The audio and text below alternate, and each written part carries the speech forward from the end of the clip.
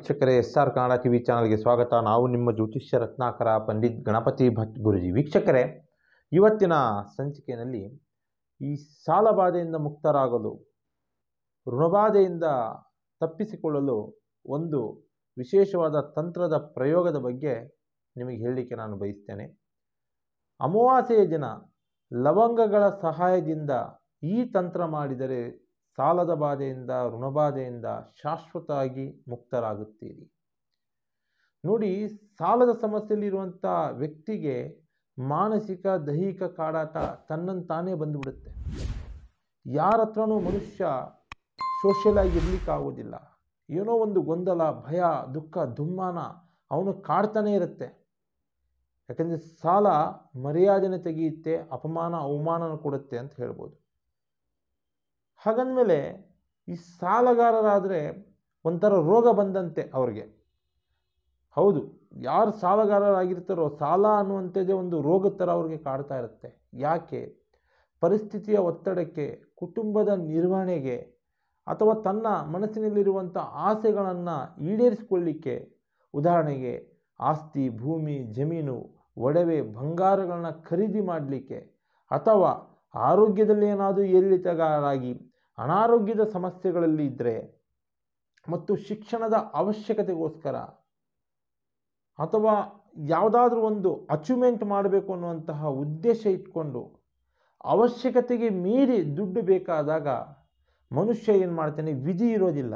ವಿಧಿ ಇಲ್ಲದೆ ಸಾಲಗಾರರಾಗುವಂಥ ಸಂಭವ ಹೆಚ್ಚಾಗ್ತಾ ಇರ್ತದೆ. ಇವತ್ತಿನ ಜನಮಾನಸದಲ್ಲಿ ಇದು ಹೆಚ್ಚು. ಇಂತಹ ಒತ್ತಡದ ಪರಿಸ್ಥಿತಿ ಅವ್ರನ್ನ ಈ ಒಂದು ಋಣಬಾಧೆಗೆ ತೊಗೊಂಡೋಗಿ ನಿಲ್ಲಿಸ್ಬಿಡುತ್ತೆ. ಅವಾಗ ಏನಾಗ್ತದೆ? ಮರ್ಯಾದಿಷ್ಟನಾಗಿ ಬದುಕಿದ್ದ ಮನುಷ್ಯ ಅಪಮಾನ ಅವಮಾನಗಳಿಗೆ ಗುರಿ ಆಗ್ತಾನೆ. ಮಾನಸಿಕ ದೈಹಿಕ ಹಿಂಸೆ ಹೆಚ್ಚಾಗ್ತದೆ. ಸಾಲ ತೀರಿಸಿದ್ರೆ ಅವ್ರ ಅದೃಷ್ಟ. ಏನಾದರೂ ಸಾಲ ಅವ್ರ ಬ್ಯಾಡ್ ಲಕ್ಕಿಂದನೋ ಅಥವಾ ದುಷ್ಟ ಗ್ರಹಾದಿ ಪೀಡೆಗಳ ಕಾಡಾಟದಿಂದನೋ ಅವ್ರ ಕೈ ಕಟ್ಟಾಗ್ಬಿಟ್ರೆ, ಅಂದರೆ ಏನು ಒಡನಾಟ ಇಟ್ಕೊಂಡು ವ್ಯಾಪಾರ ವ್ಯವಹಾರ ಮಾಡ್ತಾ ಇರ್ತಾರೆ ಅಂಥ ಕೈ ನಿಂತೋಗ್ಬಿಟ್ರೆ, ಕೈ ಆಡಲಿಲ್ಲ ಅಂದರೆ ದುಡ್ಡು ಬರೋದಿಲ್ಲ. ಅವಾಗ ಏನಾಗ್ತಾನೆ? ಮನುಷ್ಯ ಮಾನಸಿಕವಾಗಿ ಹಿಂಸೆಗೊಳಗಾಗ್ತಾನೆ. ಕೊಡೋ ದುಡ್ಡು ಕೊಡೋಕ್ಕಾಗ್ತಾ ಇಲ್ಲ, ನಮಗೆ ಬರುವಂಥ ದುಡ್ಡು ಬಂದರೂ ಕೂಡ ಸಾಲ ತೀರಿಸ್ಕೋಬೇಕು, ಅದನ್ನೂ ಬರ್ತಾ ಇಲ್ಲ ಅಂತ ದಿಗ್ಭ್ರಾಂತನಾಗ್ತಾನೆ. ಎಷ್ಟೇ ಕಷ್ಟಪಟ್ಟು ದುಡಿದರೂ ಸಾಲದ ಸಮಸ್ಯೆಯಿಂದ ಅವನು ಹೊರಬರಲಿಕ್ಕೆ ಆಗೋದೇ ಇಲ್ಲ. ಆವಾಗ ಏನು ಮಾಡ್ತಾರೆ? ಈಗ ಮನೆ ಮಠ ಕುಟುಂಬ ಮಾಡ್ಕೊಂಡಿರೋದೇ ಅದಕ್ಕೋಸ್ಕರ, ಮನುಷ್ಯ ಜೀವನ ಮಾಡಲಿಕ್ಕೆ. ಆಗ ಅವಶ್ಯಕತೆಗೋಸ್ಕರ ಇದ್ದ ಮನೆ, ಆಸ್ತಿ, ಜಮೀನು, ಬಂಗಾರಗಳನ್ನ ಈ ಸಾಲದ ಸಮಸ್ಯೆಗೆ ಮಾರುವಂತಹ ಅಥವಾ ಮಾರಿಕೊಳ್ಳುವ ಪರಿಸ್ಥಿತಿಗೆ ಮನುಷ್ಯ ಬಂದು ನಿಂತು ಬಿಡ್ತಾನೆ. ಇನ್ನು ಕೆಲವೊಬ್ಬರು ಯಾಕೆ ಸಾಲ ಮಾಡ್ತಾರೆ? ಈ ಮರ್ಯಾದೆಗೆ ಹೆದರಿ ಸಾಲಗಾರರಿಂದ ತೊಂದರೆ ತಾಪತ್ರೆ ಇದೆ ಅಂತ ಜೀವ ಕಳೆದುಕೊಳ್ಳುವಂತಹ ಲಕ್ಷಣಕ್ಕೂ ಹೋಗಿರೋ ಉದಾಹರಣೆಗಳನ್ನ ನಾವು ಕೇಳಿದ್ದೀವಿ. ಇನ್ನು ಇದಕ್ಕಿಂತ ಹೆಚ್ಚಿಗೆ ಹೇಳಬೇಕಂದ್ರೆ, ಬೇರೆಯವರ ಕುತಂತ್ರಕ್ಕೆ, ಪಾಪ ಷಡ್ಯಂತ್ರಕ್ಕೂ ಬಲಿಯಾಗ್ಬಿಟ್ಟು ಕೆಲವೊಬ್ಬರು ಸಾಲಗಾರರಾಗ್ತಾರೆ.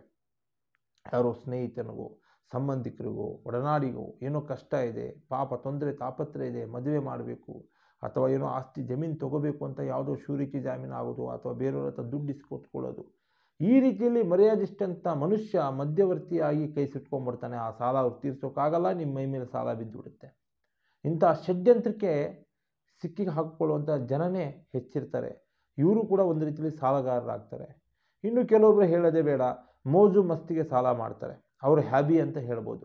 ಅಂಥದಕ್ಕೆ ದುಡುಕು ಸ್ವಭಾವ ಅಂತ ಹೇಳ್ತೀವಿ, ಅಥವಾ ಒಂದು ದರಿದ್ರತನ ಅಂತಲೂ ಹೇಳ್ಬೋದು ನಾವು. ಸೋಮಾರಿತನಕ್ಕೂ ಸಾಲ ಮಾಡೋರಿದ್ದಾರೆ. ಇಂತಹ ಸಾಲದ ಬಾಧೆಯಿಂದ ಏನಾಗ್ತದೆ? ಮನುಷ್ಯನ ಜೀವನ ಒಂದು ರೀತಿಯಲ್ಲಿ ನಾಶದ ಹಾದಿಗೆ ಹೋಗ್ತಾ ಇರುತ್ತೆ. ಅವನಿಗೆ ಗೊತ್ತಾಗೋದಿಲ್ಲ. ಸಾಲ ಆ ಥರ ಅವನಿಗೆ ಗೆದ್ದುಳ ತಿಂದಂಗೆ ತಿಂತಾನೇ ಇರುತ್ತೆ ಅವನ ಜೀವನನ. ಇಂತಹ ಸಾಲದ ಸಮಸ್ಯೆಯನ್ನು ಬಗೆಹರಿಸಲು ಒಂದೇ ಒಂದು ತಂತ್ರ ಮಾಡಿದರೆ ನೀವು ಮನೆಯಲ್ಲಿರುವಂತಹ ತಾಂತ್ರಿಕ ಶಕ್ತಿ ಇರುವಂತಹ, ಏನು ಮನೆಯಲ್ಲಿರುವಂತಹ ವಸ್ತುಗಳು, ತಾಂತ್ರಿಕ ಶಕ್ತಿ ಇರುವಂಥ ವಸ್ತುಗಳು ಹಾಗೂ ವನಸ್ಪತಿಯ ಅಂಶ ಇರುವಂತಹ ವಸ್ತು ಲವಂಗ. ನೋಡಿ, ಈ ಅಮಾವಾಸ್ಯೆಯ ದಿನ ಸುಮಾರು ಒಂದು 11 ಹೂ ಇರುವಂಥ ಲವಂಗ, ಅದರ ಮೇಲೆ ಹೂವಿನ ಬತ್ತಿ ಇರ್ತದೆ, ಹೂ ಇರ್ತದೆ. ಆ ಹೂ ಇರುವಂತಹ ಲವಂಗ 11 ಲವಂಗಗಳನ್ನು ನೀವು ತಗೊಂಡು ಯಾವತ್ತೂ ಅಮಾವಾಸ್ಯೆ ದಿನ ಶುದ್ಧ ದೇಸಿ ತುಪ್ಪ ತರಬೇಕಾಗುತ್ತೆ. ಈ ಕೆಲವೊಂದು ಅಂಗಡಿಗಳಲ್ಲಿ ಸಿಗುತ್ತೆ, ಅಥವಾ ಮಾರ್ಕೆಟ್ಗಳಲ್ಲಿ ಸಿಗುತ್ತೆ, ಅಥವಾ ಹಳೆಯ ಜನ್ರೇಷನ್ ಅವರು ಮಾರ್ತಾ ಇರ್ತಾರೆ. ಶುದ್ಧ ದೇಸಿ ತುಪ್ಪವನ್ನು ತೆಗೆದುಕೊಂಡು ಅಮಾವಾಸ್ಯೆ ದಿನ ಆ ಹೂ ಇರುವಂಥ 11 ಲವಂಗಗಳನ್ನು ಒಂದು ತಟ್ಟೆಯಲ್ಲಿ ಹಾಕಿ ಆ ದೇಸಿ ಸೊಪ್ಪನ್ನು ಹಾಕಿ ಕರ್ಪೂರದ ಸಹಾಯದಿಂದ ಸುಟ್ಟು ಕರಕಲು ಮಾಡಿ ಬೂದಿ ಮಾಡಿಬಿಡಿ. ಬೂದಿ ಮಾಡಿ ಸಂಪೂರ್ಣ ಅದು ಬೂದಿ ಆದ ನಂತರ ಅದಕ್ಕೊಂದು ಇನ್ನೊಂದು ಸ್ವಲ್ಪ ದೇಸಿ ತುಪ್ಪ ಹಾಕಿಬಿಟ್ಟು ಅದನ್ನು ಒಂದು ಡಬ್ಬದಲ್ಲಿ ಆ ಬೂದಿ ಮತ್ತು ಆ ತುಪ್ಪ ಮಿಕ್ಸ್ ಮಾಡಿಬಿಟ್ಟು ಒಂದು ಡಬ್ಬದಲ್ಲಿ ನೀವು ಶೇಖರಣೆ ಮಾಡಿ ಇಟ್ಕೊಳ್ಳಿ. ಏನಾಗ್ತದೆ, ಪ್ರತಿದಿನ ಅಮಾವಾಸ್ಯೆ ದಿನ ಈ ತಂತ್ರ ಮಾಡಿದಿನ ಮಾರನೇ ದಿನದಿಂದ ಪ್ರತಿದಿನ ಅದನ್ನು ಹಣೆಗೆ ತಿಲಕವಾಗಿ ನೀವು ಹಚ್ಕೊಳ್ಳಿ. ಪ್ರತಿದಿನ ಬೆಳಿಗ್ಗೆ ಏನು ನೀವು ನಿಮ್ಮ ಕಾರ್ಯವೈಖರಿಗಳಿಗೆ ಅಥವಾ ದಿನದ ಕೆಲಸ ಕಾರ್ಯಕ್ಕೆ ಏನು ಹೋಗ್ತಾ ಇರ್ತೀರ, ದೇವ್ರ ಮನೆಯಲ್ಲಿ ಆ ಡಬ್ಬಿ ಇಟ್ಟು ಅದರಲ್ಲಿರುವಂಥ ತಿಲಕನ ಏನು ತುಪ್ಪದ ಲವಂಗದ ತಿಲಕನ ನೀವು ಹಣೆಗೆ ಧಾರಣೆ ಮಾಡಿ ಒಂದು ಮಂತ್ರ ಒಂದೇ ಲೈನ್ ಆ ಮಂತ್ರ ಸುಮಾರು ಒಂದು 51 ಬಾರಿ ಒಂದು 5 ನಿಮಿಷ ಆಗಲ್ಲ ಪಠನೆ ಮಾಡಿ. ಓಂ ಆದಿತ್ಯಾಯ ನಮಃ ಇಷ್ಟೇ. ಓಂ ಆದಿತ್ಯಾಯ ನಮಃ, ಓಂ ಆದಿತ್ಯಾಯ ನಮಃ, ಓಂ ಆದಿತ್ಯಾಯ ನಮಃ ಅಂತ ನೀವೊಂದು 51 ಬಾರಿ ಆ ಮಂತ್ರ ಪಠನೆ ಮಾಡಿ ಆ ತಿಲಕವನ್ನು ಹಚ್ಚಿದ ನಂತರ ನಿಮ್ಮ ಕಾರ್ಯವೈಖರಿಗಳಿಗೆ ಹೋಗಿ ನಿಮ್ಮಲ್ಲಿರುವಂಥ ನೆಗೆಟಿವಿಟಿ ದೂರ ಆಗಿ, ನಿಮ್ಮಲ್ಲಿರುವಂಥ ದರಿದ್ರತನ ದೂರ ಆಗಿ, ನಿಮಗಿರುವಂಥ ತಂತ್ರ ಮಂತ್ರ ಶಾಪ ದೃಷ್ಟಿ ಅನ್ನುವಂತಹ ಸಮಸ್ಯೆಗಳು ದೂರ ಆಗಿ ಮನುಷ್ಯನಿಗೆ ಧನಬಲ, ಜನಬಲ, ಅಧಿಕಾರ ಬಲ, ಕ್ಷೇತ್ರ ಬಲ, ದೈವ ಬಲ ಕೂಡಿ ಬರ್ತದೆ. ಅವಾಗ ಏನಾಗ್ತದೆ, ನಿಮ್ಮ ಅದೃಷ್ಟ ಬದಲಾಗಿ ದಿನ ಕಳೆದಂತೆ ನೀವು ಸಾಲದ ಬಾಧೆಯಿಂದ, ಋಣಬಾಧೆಯಿಂದ, ಹಣಕಾಸಿನ ಸಮಸ್ಯೆಯಿಂದ ಹೊರಗೆ ಬರ್ತೀರ. ನೀವು ಕುಬೇರರ ಪುತ್ರರಾಗ್ತೀರಾ. ನೀವು ಒಬ್ರಿಗೆ ಸಾಲ ಕೊಡೋ ಮಟ್ಟಕ್ಕೆ ನೀವು ಬೆಳಿತೀರಾ. ಸಾಲದ ಕೈ ನಿಲ್ಲುತ್ತೆ ನಿಮ್ಮದು. ಇದೊಂದು ಸರಳ ಸೂತ್ರ, ಒಂದು ಪರೀಕ್ಷೆ ಅಂತ ಮನೆಯಲ್ಲಿ ಮಾಡಿ ನೋಡಿ. ದಿನ ಕಳೆದಂತೆ ನೀವು ಸಾಲದಿಂದ ಮುಕ್ತರಾಗ್ತೀರಾ. ಇದಂತೂ ಸತ್ಯ ವೀಕ್ಷಕರೇ.